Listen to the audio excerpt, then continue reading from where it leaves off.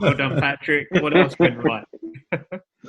But yeah, then I sort of messed it up with my captain pick, which I picked Ings, and it was like I think what captain was saying about going with your gut. I was going to pick Sterling or Salah, but for some reason I went with Ings, and he didn't. He got me 4 points, so I missed out on that. But Sterling still got me 9, and Salah got me 13, so that sort of pushed me up a little bit. And when I was watching the Liverpool game and watching the results of the table, and you're actually just above me or the same amount of points, but above me in fifth position. But then that 7th goal went in, and you got that -1 point, and then that knocked you down. So that 7th goal that Liverpool let in saved me from being 5th position this week. NVG, you need to have a word. You need to have a word with Jurgen. It's not acceptable. 7 goals. Let him know it's cost me. I had a word with him, telling him that you were rising up the table. So he's like, I'll do something about that. Shot me down. Okay, Patrick, that's great. Thanks for the run through there. As you've heard, I'm below Patrick Vieira by a point now. I'm sitting in 6th position, listeners. I had a real shocker, guys. Sean already alluded to it. I had 3 players that all got a -1. Had it not been for Salah, my whole week would have been the worst it could possibly have been. Salah got me 26 points out of my 34. I got 34 points in total and 26 from Salah. So my collective other 10 players got 8 points. So that just lets you all know out there how badly I did. I'm really desperately reaching for the wildcard button, but I'm still wondering if I should perhaps hold off of it at the moment. It was one of those weeks. It didn't quite go for me. And I made a big mistake. I made massive mistakes. I kept Pulisic in my team. I just thought Lampard was lying. I thought he was doing a Jose, but I've learned that Lampard doesn't do a Jose. So good learning. But I will keep Pulisic probably. He's a bit of a differential. He's been useless so far. He's got 1 point in 4 games. He has been injured in the 3, but yeah, bad differential. Bad management, mate. Bad management. Okay, that's enough said about me. Below me, Matty Lawless got the same number of points as me, our Mirror Sport correspondent. He was on 34. He got a -2 points for Luke Shaw and a -1 for Alexander Arnold. So he felt the pain of getting -3 as well. The one thing I've got to say is De Gea in goal. That was something that I've done as well. I've got to get rid of De Gea from goal. Man United are just leaking at the moment, and it's really concerning. But after Luke Shaw got a -2, they have signed Alex Tellers today, a left-back cover. So he'll probably go straight in ahead of Shaw, I should think, after that -2. Behind Matty Lawless, only 2 positions left. It's position 8 and 9 in the league. NVD, you're still sitting in 8th. You've got 192 points, 45 from the week. Not bad for you, I guess, but below average. This season, yeah, it's not bad at all. Another shocking game week, to be honest. I transferred out, say, Maximin, thinking that he wasn't going to play, and also because I had Podence, I thought, you know what, I've got two midfielders at risk. Lo and behold, I transfer him out, and he returned 12 points. I brought in Pereira from West Brom, seeing as he's kind of their fulcrum of creativity, and naturally they had no reply against Southampton. So really, it was only Salah and McCarthy that were kind of saving my graces. Actually, Walker Peters as well, because they got the clean sheet. Yeah. Fortunately, Davies came on because Vinagre didn't play for Wolves, and he's now been sent out on loan to Olympiacos. He came on and scored me 4 points, considering that he only played the second half. So I guess that wasn't all too bad. But the lad I had on the bench, who I never even bring into the team, Bissouma from Brighton. Yeah, he got a goal. He got 2 bonus points, and obviously the 90 minutes. So he returned 9 points, which I had to just sit on the bench and not add to my total, which would have at least raised me to 1 position. So yeah, all in all, a poor week, to be honest. Kept faith with Werner, seeing as he scored a goal midweek, thinking that he might just kind of he might just turn his football brain and boots on, but clearly not. So I think the wiener is going to get flung out. I think you've got to fling that wiener out, mate. Yeah, it Curl has it to be out. done. It has to be done. Normally, I'm cautious about it, but it has to be done.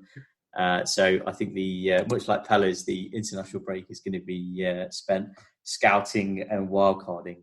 It is disheartening, isn't it, when you see, the number of points you leave on your bench. And I saw someone this week had left Grealish and WhatKins on their bench at sub 3 That's wounding. 4. It was like literally worth 40 odd points. But I wonder how many points we do lose over the season from leaving it on the bench. I feel like I might have won last year. I doubt it.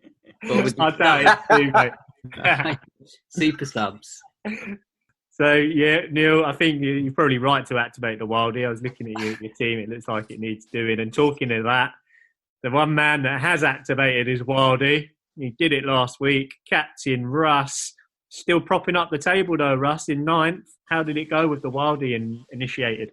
I think it went all right. I mean, to be honest, it was one of those, freak weeks. Got above the average, though, didn't you? You got 51. I got 51. So, yeah. Quality, not quantity. That's what I say.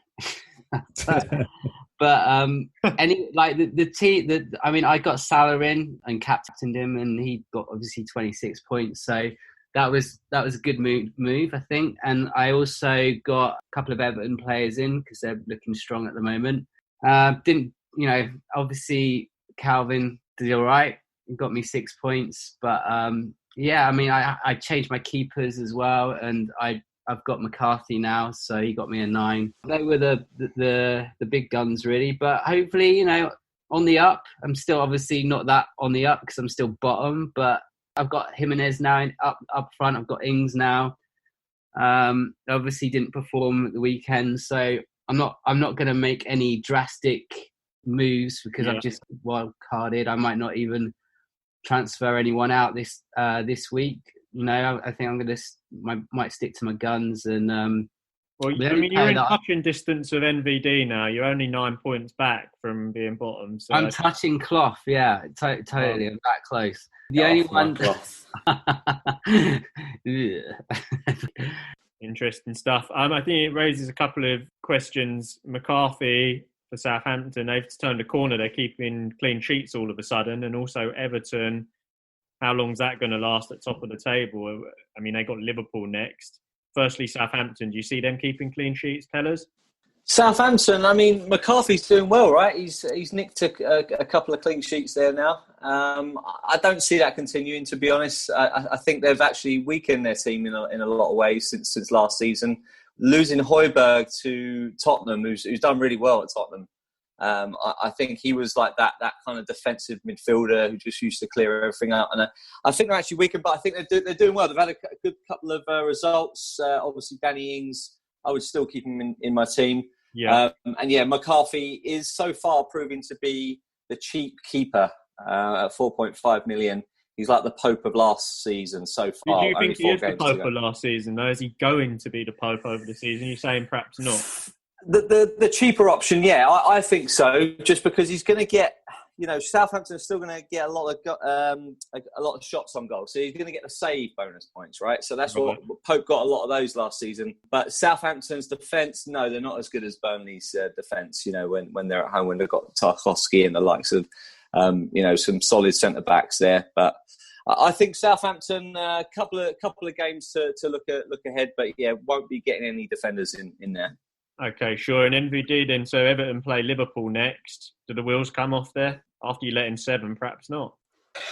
Well, I think, the lads not only will raise their game after such a dismal performance against Villa, but, it's the Merseyside derby. So I'd like to think they show up. It's definitely not going to be easier than previous seasons. I think, Ancelotti is forming a good team, a solid team, as much as I hate to say it, in Everton. He's got the players, like James Rodriguez, who's brought in working well, almost instantaneously slotting into the team, working well with Richarlison and, feeding that supply into Calvert-Lewin. It's going to be tough. I think it's going to be a tight game.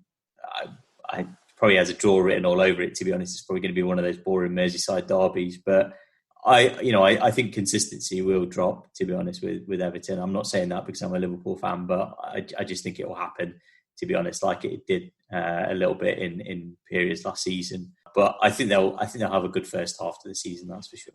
Great stuff. And I think a nice segue there, talking of things that didn't quite go right. Let's get into our podcast team. So NVD, you were at the helm of the podcast team this week. Yeah, it got less. I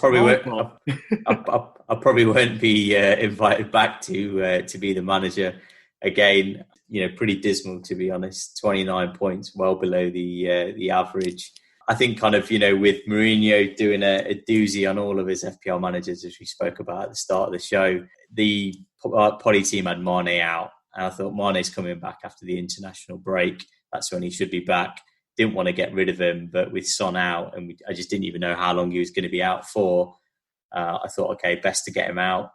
And the two choices really were Harvey Barnes, who, we spoke about quite in, high regard last week, and James Rodriguez. And naturally, I listened to you boys, and I think, to be honest, it's not just you boys. I think a lot has been said about how sometimes he assists the assister.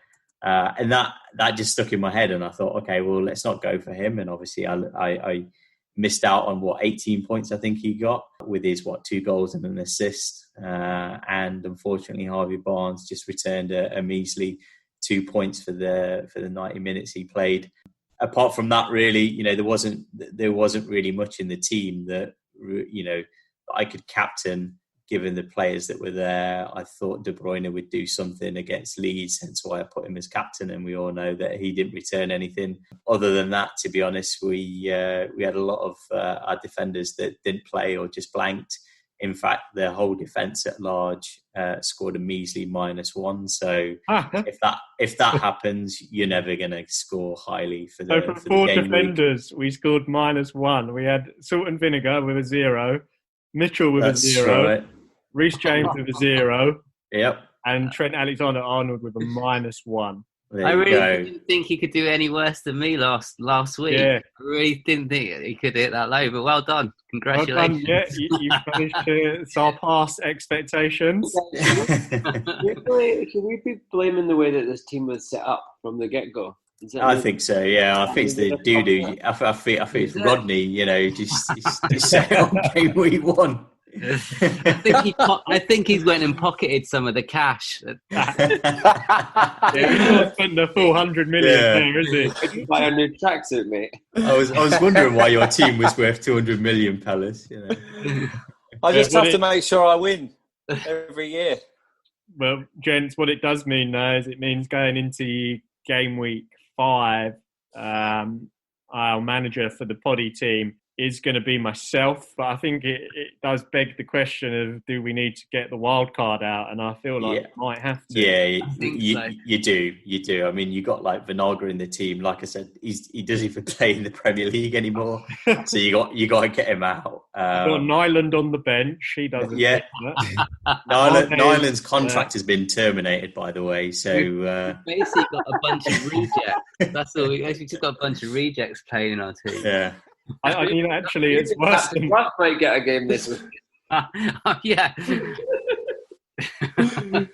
Reece James has been dropped as well, hasn't he, from Chelsea? That he started the season really well, but he was dropped. Zuma was brought in, so I don't even know if he's going to start anymore. Yeah, and Zuma played well. He scored 14 points or something. So 6 of our players didn't play, so I mean, we have to sort it out. So I will be activating the wild card, gents. Jimmy Ferguson, if our listeners want to see how they fare against our team, are they able to do that?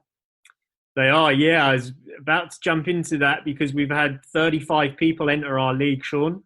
The code of which 06S7S8. There you go, guys. If you wanted to join our podcast league, that's how you do it. Thank you to everyone that has joined so far. 35 people in there, a lot of competition there now. We've still got Mount Me Greenwood at the top. He's got 272 points, so doing fairly well. Under that, Woody's Wonders, massive point haul from him. 94 this game week has propelled him into second. It's moved Pellers. You're down to 5th in the league. And in 3rd, I just want to call out